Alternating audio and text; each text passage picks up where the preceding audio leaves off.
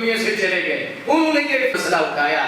اور اس مسئلے پر بحث شروع کی کہ نبی پاک صلی اللہ علیہ وسلم کو نبوت 40 سال کے بعد دی گئی، اور ایک آج مولوی صاحب فیصل آباد کے جو اس مسئلے کو اٹھائے ہوئے ہیں، پوری امت اس پہ متفق ہے، تمام اولیاء اس پہ متفق ہیں، تمام علماء اس پہ متفق ہیں، اور ان کا یہ موقف ہے کہ نبی پاک صلی اللہ علیہ وسلم کی ذات گرامی کو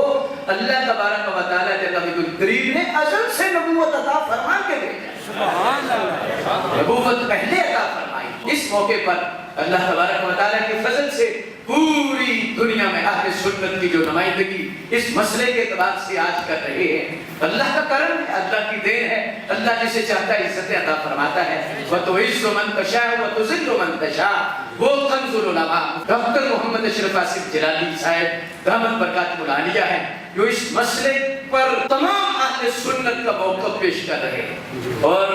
ہماری گزارش ہے آج علماء تائیدیں دے رہے ہیں اور علماء جو ہیں وہ ڈاکٹر صاحب کے حق میں بیان دے رہے ہیں۔ میرا موقف یہ ہے کہ کوئی بیان دے یا نہ دے،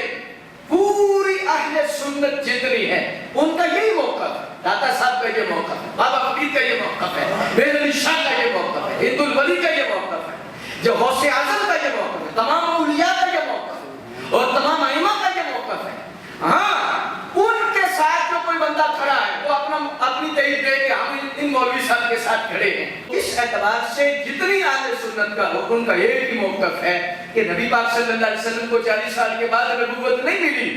اصل سے اللہ تبارک و تعالیٰ نے نبوت عطا فرمائی اور نبوت دے کر بھیجا، بلکہ جتنے نبی اور رسول تشریف فرما ہوئے ہیں سب کو نبوتیں اور رسالتیں سرکار کے صدقے سے دی۔ اللہ تبارک و تعالیٰ نے جل الکریم ہمیں فتنوں سے محفوظ فرمائے۔ اس پر ہم ڈاکٹر صاحب کو سراہتے ہیں، ڈاکٹر صاحب نے جو مناظرے کا چیلنج قبول کیا ہے، ہم ان کو مبارکباد دیتے ہیں۔ تمام علماء خوش ہیں، تمام علماء اہل سنت اس اعتبار سے کہ